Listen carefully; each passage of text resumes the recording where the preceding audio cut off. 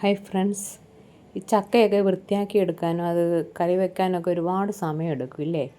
വളരെ പെട്ടെന്ന് തന്നെ നമുക്കിത് തയ്യാറാക്കി എടുക്കാൻ പറ്റും. നിമിഷ നേരം കൊണ്ട് ചക്ക കൂട്ടാൻ വയ്ക്കുന്നത് എങ്ങനെയാണെന്നാണ് ഈ വീഡിയോയിലൂടെ ഞാൻ നിങ്ങൾക്ക് കാണിച്ചു തരുന്നത്. അതിനായിട്ട് ഞാനൊരു ചെറിയ കുക്കർ എടുത്ത് വെച്ചിട്ടുണ്ട്. ചക്ക ഞാൻ 2 കഷ്ണമായിട്ടാണ് പിളർന്നെടുത്തിരിക്കുന്നത് കേട്ടോ. ഓരോ ചുളയും 2 കഷ്ണമാക്കി എടുത്തിട്ടുണ്ട്. അതുപോലെ തന്നെ ചക്കക്കുരുവും 2 കഷ്ണമാക്കിയാണ് എടുത്തിരിക്കുന്നത്. വലിയ കഷ്ണങ്ങളായിട്ട് തന്നെ ഇട്ടിരിക്കുകയാണ് കേട്ടോ. ചെറുതായിട്ട് ഞുറുക്കാനൊന്നും നിന്നില്ല. ഞുറുക്കുന്ന സമയത്താണല്ലോ ഒരുപാട് സമയം എടുക്കുന്നത്. അപ്പം അതെല്ലാം ഞാൻ കുക്കറിൽ ഇട്ട് കൊടുത്തിട്ടുണ്ട്.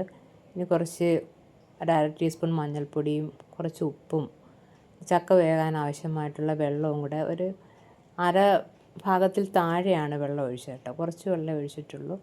എന്നിട്ടൊരു സ്പൂൺ വെച്ച് അതൊന്ന് ചെറുതായിട്ടൊന്ന് ഇളക്കി കൊടുത്തു.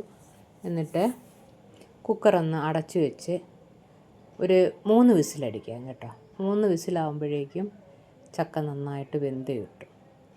അപ്പോൾ ഞാനത് കുക്കർ അടുപ്പിൽ വെച്ചിട്ടുണ്ട്. വിസിൽ വരാൻ തുടങ്ങി. 1ാമത്തെ വിസിൽ വന്നു. ഇനി ഒരു 2 വിസിലും കൂടെ വരട്ടെ. അപ്പോഴേക്കും നമ്മുടെ ചക്ക നമുക്കിവിടെ വെന്ത് കിട്ടും. 3 വിസിലും വന്നിട്ടുണ്ട്. ഇനി ഇതിൻ്റെ അരപ്പെന്ന് പറയുന്നത് ഒരു മുറി തേങ്ങ, 1/2 ടീസ്പൂൺ മഞ്ഞൾപ്പൊടി, 5-6 വെളുത്തുള്ളി അല്ലി, 1/2 ടീസ്പൂൺ ജീരകം, ഒരു 4-5 ചെറിയ പച്ചമുളക്, കുറച്ച് കറിവേപ്പില ഒന്ന് ചതച്ചെടുത്തിട്ടുണ്ട്. ഇനി നമുക്ക് പ്രഷർ കുക്കറിൻ്റെ പ്രഷറെല്ലാം പോയതിന് ശേഷം തുറന്ന് നോക്കിയിട്ടുണ്ട്. അപ്പം നല്ല ഉടഞ്ഞു വരുന്ന പരുവത്തിലാണ് കേട്ടോ ചക്ക വന്നിരിക്കുന്നത്. ഇനി നമുക്ക് ഈ അരപ്പ് ഇതിലേക്ക് ചേർത്ത് കൊടുക്കാം. ഈ അരപ്പും ചേർത്ത് അതിൻ്റെ കൂടെ കുറച്ച് അരപ്പുവെള്ളവും കൂടെ ചേർത്തതിന് ശേഷം നമുക്ക് ഇതെല്ലാം കൂടെ ഒന്ന് മിക്സ് ചെയ്തിട്ട് ഒന്ന് അടച്ച് വെച്ച് ഒന്ന് ആവി കയറ്റാം കേട്ടോ. ഈ അരപ്പൊക്കെ ഒന്ന് വെന്ത് കിട്ടണം. അതുകൊണ്ട് ഇതൊന്ന് മിക്സ് ചെയ്തതിന് ശേഷം നമുക്കൊന്ന് അടച്ച് വെച്ച് കൊടുക്കാം. അടച്ച് വെച്ച് അരപ്പിൻ്റെ പച്ചമണമൊക്കെ ഒന്ന് മാറി വരുന്നവരെ ഒന്ന് വേവിച്ചെടുക്കാം. അപ്പോൾ ഞാൻ വെള്ളമൊക്കെ കുറച്ച് ഒഴിച്ച് കൊടുത്തിട്ടുണ്ട് ഇതിലേക്ക്. ഇനി ഇതൊന്ന് നന്നായിട്ട് മിക്സ് ചെയ്തിട്ട് ഒന്ന് അടച്ച് വെച്ച് കൊടുക്കാം.